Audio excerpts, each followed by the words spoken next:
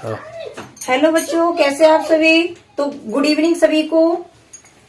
तो बच्चों, आज हमारा क्लास है पास्ट परफेक्ट टेंस। आपको वीडियो आगे मिल चुकी है पास्ट कंटिन्यूअस की।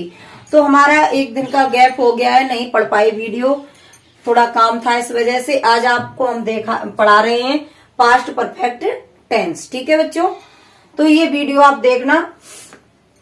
अब इसमें सबसे पहले हम क्या करते हैं कि सबसे पहले हमें पता होना चाहिए इसकी परिभाषा की, वाक्य की परिभाषा क्या होती है।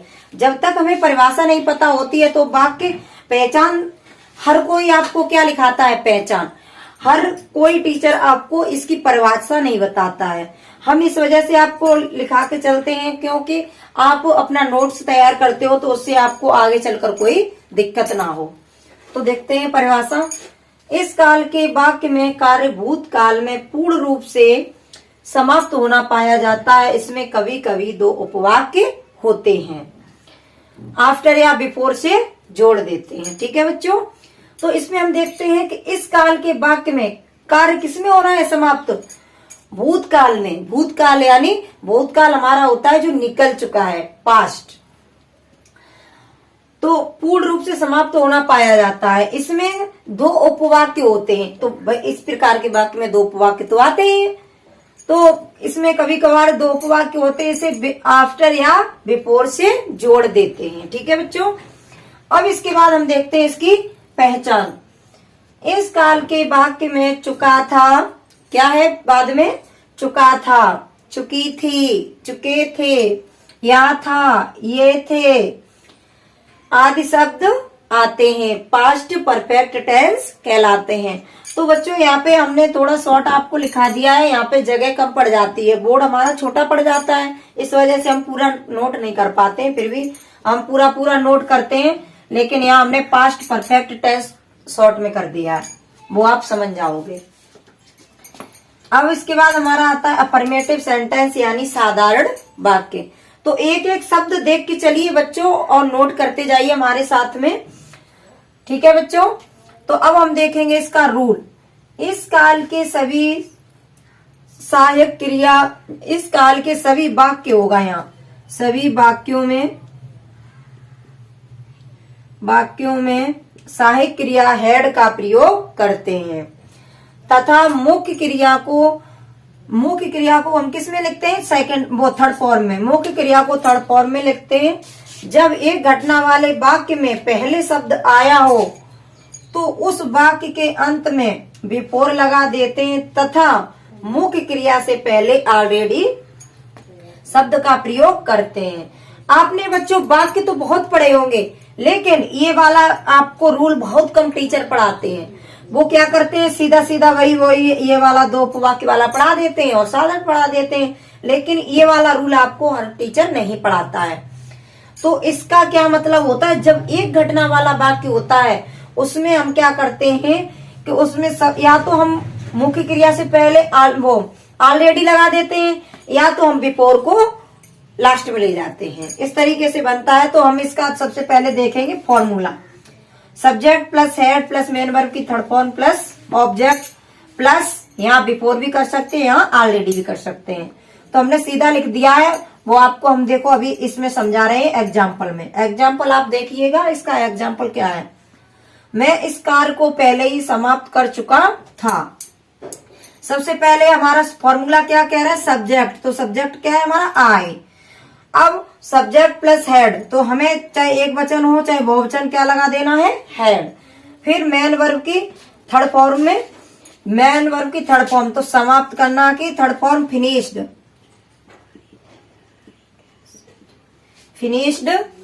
अब मैं इस कार्य को समाप्त पहले ही कर चुका था, एक ही है हमारा, एक उपवाक्य है। तो हम जब एक उपवाक्य होता है तो या तो हम यहाँ ऑलरेडी लगा देते सहायक क्रिया के बाद, या तो हम लास्ट में ले जाएंगे बिफोर, अगर पहले शब्द दिया है तो हमने किया है I had finished this work. अब करेंगे यहाँ पे बिफोर। इस तरीके से भी हमारा वाक्य बन जाता है जी। ठीक है बच्चों, इसमें कोई दिक्कत हो तो हमसे कमेंट बॉक्स में पूछ लीजिएगा। अब इसका अगला रूल है, वो भी हम आपको समझाने जा रहे हैं। तो बच्चों अब हम इसका देखते हैं सेकंड रूल। नोट करके देखेंगे कि ये इस प्रकार के वाक्य हम किस तरीके से बनाते हैं। ठीक है बच्चों, तो देखते हैं नोट। ये मैंने नोट किया है यहाँ पे नोट। तो देखेंगे, जब दो घटनाओं वाले वाक्य के बीच में पहले शब्द दिया हो, क्या शब्द दिया हो? पहले शब्द दिया हो, इनमें जिस उपवाक्य से पहले कार्य हुआ हो उसे पहले तथा पास्ट परफेक्ट में अनुवाद करते हैं। इस तरीके से बच्चों कोई नहीं लिखाएगा आपको, जिस तरीके से हम लिखा रहे हैं। पास्ट परफेक्ट में अनुवाद करते तथा बिफोर से जोड़कर दूसरी घटना वाले वाक्य को पास्ट इंडेफिनिट टेंस में अनुवाद करते हैं। बच्चों आप इसी नोट करके जो मैंने लिखा है इसी से समझ गए होंगे कि आपको वाक्य किस प्रकार बनाना है। ठीक है बच्चों, तो देखो इस तरीके से समझाने से मैंने यही तुम्हें सीधा सीधा बोल दिया, जो भी घटना हमारी पहले घटित होती है उसको हम सबसे पहले करते हैं। किसमें करते हैं? वो भी पास्ट परफेक्ट में। और जो हमारी घटना बाद में घटती है उसे हम करते हैं पास्ट इंडेफिनिट में। सीधा सीधा समझो कि इसमें क्या लगाना है, इसमें क्या लगाना है, वो तो तुम्हें खुद पता चल जाएगा। जब अगर आगे तुम पास्ट इंडेफिनिट तो कर ही चुके हो, अब इसमें पास्ट परफेक्ट में हम बता ही रहे हैं क्या लगना है, तो अपने आप वाक्य बनाओगे। सिर्फ आप ये फॉर्मूला, नियम और ये नोट करके जो मैंने लिखा है बस ये देखते जाओ, अपने आप वाक्य बनाओगे, कोई दिक्कत नहीं आएगी आपको। जैसे पिताजी के आने से पहले मैं खाना खा चुका था, जे आपको मैंने एग्जांपल दिया। तो पिताजी के आने से पहले, यहां समझो, पहले मैं खाना खा चुका था, तो हमारा कार्य कौन सा पहले हो रहा है कि मैं खाना खा चुका था। तो मैं, भाई ये वाला वाक्य पहले हो रहा है, काम ये पहला हो रहा है कि मैं खाना खा चुका था, पिताजी बाद में आए, मैं खाना पहले खा चुका। तो इसको हम करेंगे पास्ट परफेक्ट में। सबसे पहले इस वाले वाक्य को करेंगे, तो क्या करेंगे? आई हैड, क्या करेंगे? आई हैड, खाना के। अब इसमें मुख्य क्रिया की थर्ड फॉर्म लगेगी, EATEN, I had eaten the food. अब यहाँ पे पहले शब्द दिया है, जो हमारा पहले शब्द दिया है इसको हम जोड़ते हैं किससे? मैंने अभी क्या बताया? बिफोर से। बिफोर। अब ये वाला वाक्य करेंगे, ये वाला तो हमारा पीछे वाला हो गया, इसे हमने किया है पास्ट परफेक्ट में। अब इसे करेंगे पास्ट इंडेफिनिट में। जे ध्यान रखना है, पिताजी के आने से पहले, तो हमें इतना करना है, पिताजी के आने से पहले। पिताजी के आने से पहले बिफोर लगा दिया। अब करेंगे द फादर,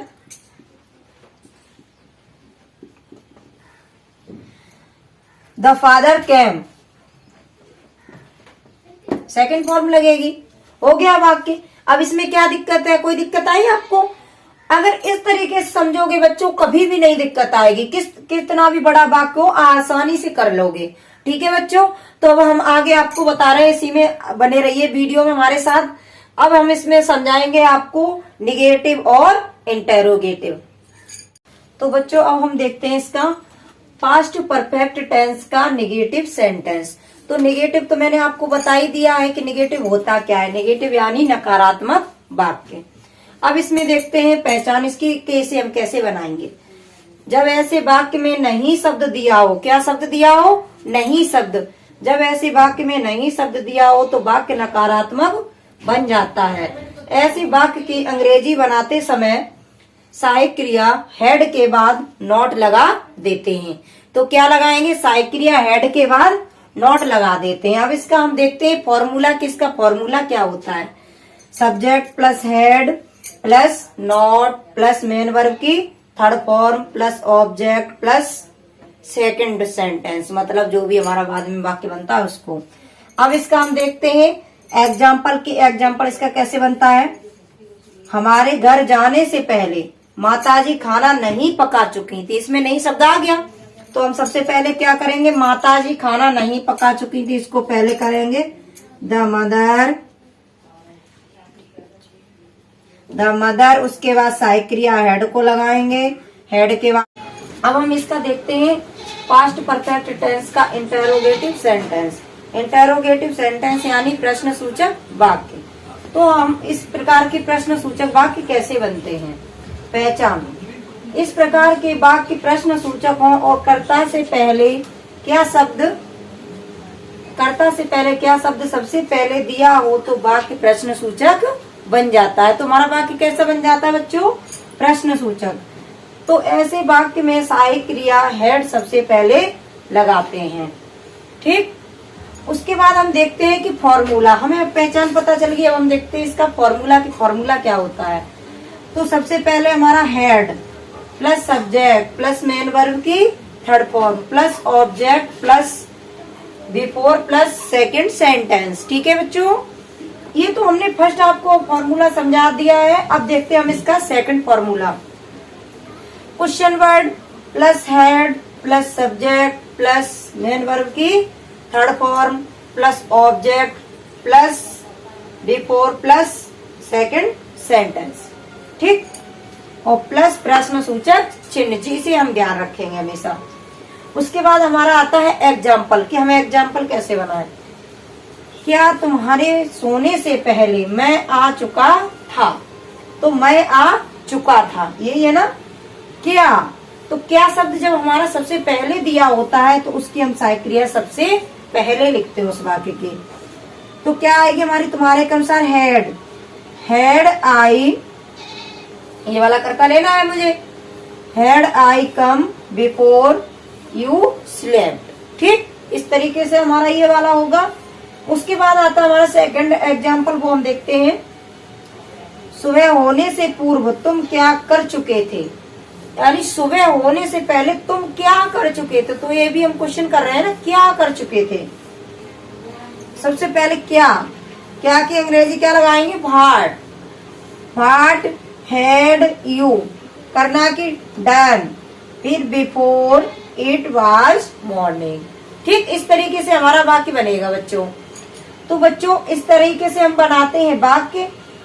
अब मुझे आशा है, मैं आशा करती हूँ कि शायद बच्चे हमारे समझ गए होंगे। नहीं भी समझते हैं तो बच्चों हमको बताइए कि मेरे को नहीं समझ में आता है, तो हम आपको दूसरे तरीके से समझाएंगे। तो बच्चों इसी तरह हमारे साथ वीडियो में बने रहिए लगातार, और वीडियो को करिए लाइक और चैनल को करिए सब्सक्राइब।